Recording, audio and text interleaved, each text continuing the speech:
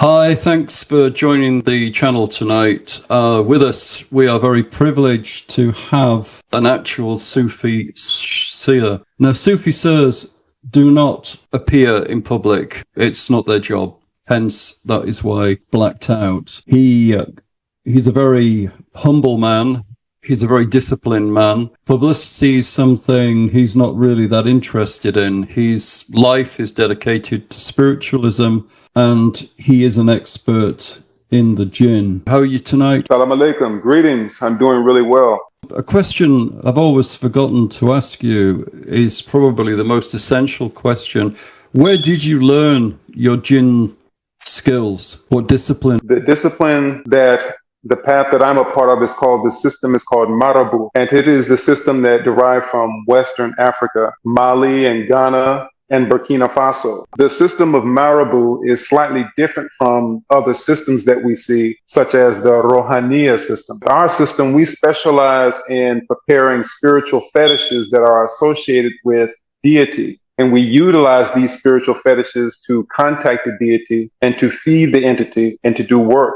Okay, so I mean, this is very complicated because not many people understand what feeding the entity is. There are several ways of feeding the entity, ranging from blood sacrifice through to exotic perfumes. What methods do you employ? We utilize perfumes, we utilize animal sacrifice, and we also utilize ethanol or alcohol, libation. Depending on the level of the individual, depending on how deep he's gone, there are certain things that will include human. There are certain things that require, how will I say this? Probably sacrifices, rituals. Yes, the Djinn does like human sacrifice. There are certain things that we do. There are certain spiritual tools that we prepare in the school of the Marabut that require human blood. Yeah, well, this is quite a serious subject. Obviously, it's not to be taken lightly.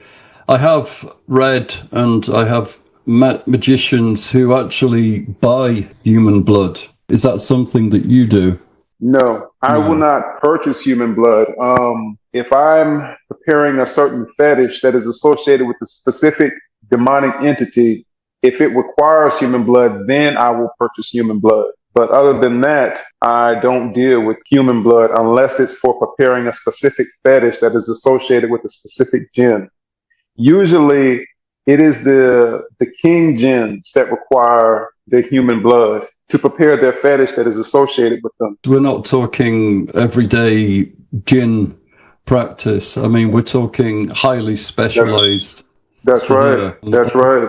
Of which there's probably maybe 3% in the entire world who can actually perform these rituals to any kind of level. That is correct. So ordinarily, there are other forms of sacrifice, animal sacrifice. Yes, the Djinn likes blood, especially the more aggressive jinns, the demonic entities. They prefer blood. That is their preference. Because we read about this in the Bible, in the Old Testament.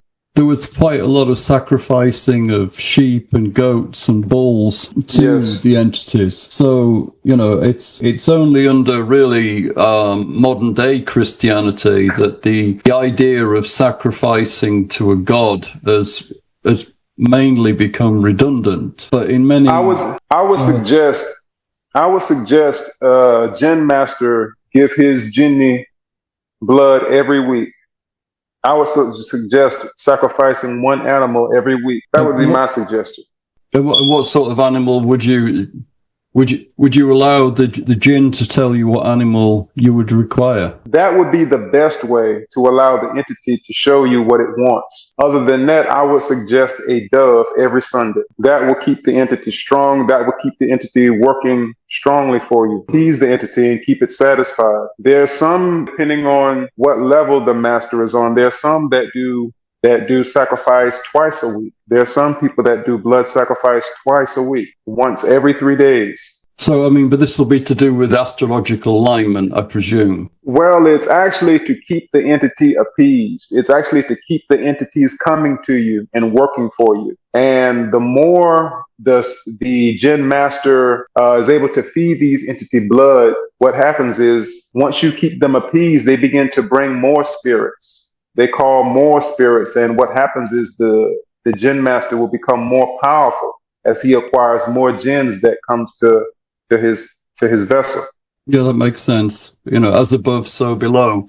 Like, for example, there are people who feed stray dogs and more stray dogs arrive. So it would make sense. I'm not comparing to dogs, but what I'm saying is it makes sense that if you feed one entity, it will bring other entities to you.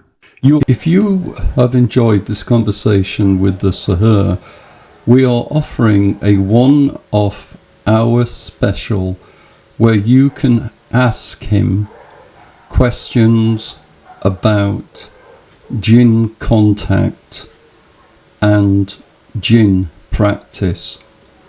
It will cost $150 for 1 hour's access to him. If you wish to attend, contact me on demonfish1@yahoo.com. That's demonfish1@yahoo.com. I will leave the details in the description. Please understand this is a one-off opportunity. Also, the amount of candidates will be limited. Thank you for your attention. Will be known as a good Jinn master. They have to acknowledge you as their king. For them to listen to you, they have to acknowledge you as a king. One has to be, as a Jinn master, for them to work consistently for you, they have to acknowledge you as a king. Yes. I've not heard that before. Thank you for telling me. When would you use exotic perfume or an elixir that you would make yourself? That's usually done doing specific types of love work, or to bring someone back in, draw someone back into your life. Also used in money rituals that expand wealth and prosperity and money. What about tobacco? Like in a lot of the voodoo ceremonies, they use tobacco.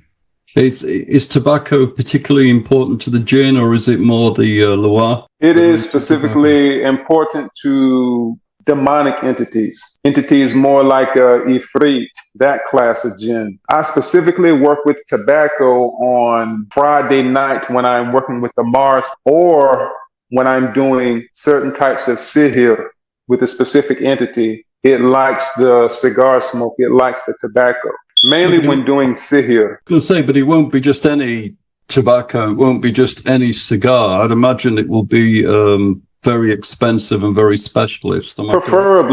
Preferably, I get the best quality products that I can get for them. I don't use cheap alcohols or cheap anything. These entities, I see them like royalty, so I get the best of the best things for them. That's my understanding and what resonates with me. I mean, how long have you been working with the Jinn now for? I've been working with Jinns for about 13 years, about 12 to 13 years now, and it has been an amazing experience. As I say, in all the time you've been working with the Jinn, have you ever had a bad experience with one? Or has it all been pretty positive? I wouldn't call it a negative experience. No, I've never had any negative experiences.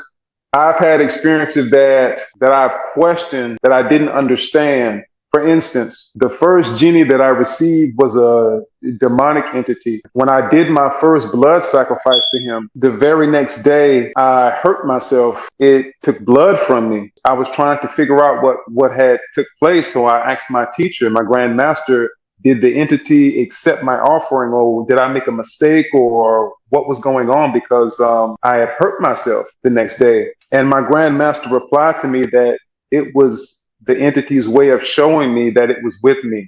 So far, I have not encountered any negative experiences, but I have had experiences that have been, let's say, you can call it an eye-opener. It caused me to approach these entities more carefully. I've been hurt by them physically. I've been hurt by these entities physically, where to the point where it has taken blood from me. It let me know when I had that experience, that when it was with me, it let me know that it was blood in. And my expectation was if I were to attempt to walk away from this craft, that it would be blood out. So that was the lesson that I took from that. When this entity agreed to walk with me, he took blood from me. And my personal belief is that if I not decide but attempt to walk away from this craft, there will be blood out. So I haven't had any negative experiences, but I've had some experiences that have caused me to approach them and deal with them a lot more carefully. I've been physically hurt by these entities, but I don't see it as a negative experience. Yeah, well, obviously, you have a very intimate relationship with your Djinn.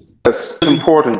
How many do you actually have now? I have several major ones, and there are many, and I have of a multitude of minor jinns that come to the spiritual vessel. But I have specifically 7 major ones that I'm associated with, and there are a multitude of minor jinns that come to the vessel. Yeah, I mean, that must be a lot of responsibility because obviously, if you have major jinns, then going by what you've told me, they're gonna require blood. If the magician is not up to par with keeping them appeased, they will drain energy from you, and you will begin to feel like something is draining you when you have that pact, that connection with them. If the Sahir or the Kahin does not give the entities the energy that they need, they will take it from him. They will attempt to drain the Kahin or the Sahir of his energy. This has been my experience. That can feel negative. That can feel draining. Now, another side of that is when you feed the entities blood, you feel an overwhelming sense of energy. It's almost as if fed yourself. Whenever I feed them blood, I feel an overwhelming energy that like soars through me as if I fed myself that sacrifice. So it's like a very intricate connection you develop with them over time. If you're going to be working at such a high level, you have to maintain that high level. For example, I won't mention his name, but we know a very high magician who failed to give blood to a Djinn king. And the Djinn king the next day killed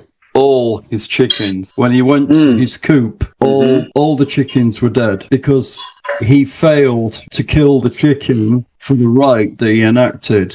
Yeah, it was. He said that it was really quite sobering because he went to feed his chickens the next day and they were all dead. Once we have a contract, a pact with that entity where it depends on us to a degree to give them energy, it will find a way to get it from us. It will find a way to get it from us. So it does require a lot of responsibility on your part as a spiritualist. And it's best to not neglect your spiritual obligations because there can be consequences. There most certainly can be consequences if one were to neglect their spiritual obligations. So I try my best, to not go long without feeding them at all. I don't go long without feeding them. Yeah, sorry for interrupting, but I think the listeners should really understand this, that I am worried as a Djinn master, I am worried about the consequences that can happen if I neglect my spiritual responsibility. Not only will they drain and take energy from me, they can affect people to you that are close to you. The spirit will find a way to get your attention, and it doesn't care. The spirit doesn't care about things that are going on, that are taking place in your life that may cause you to neglect your responsibilities. It doesn't care. Once you make a covenant with that entity, we are obligated to fulfill our spiritual obligation. So the jinns don't care about things that are affecting your life. It doesn't care that you have 2 jobs or you have to work a lot. You have to fulfill your obligations to it once you have a contract with it. And there will be consequences if the person does not fulfill his end of the bargain. The spirits are going to fulfill their end of the bargain. They're going to walk with you consistently. And the spiritual practitioner has to meet his end of the bargain, or there will be consequences. And those consequences, the degree to which the practitioner will be afflicted will be all depend on the type of entity he's associated with. That will determine how fast it responds, and it will also determine the degree to which the person will be affected.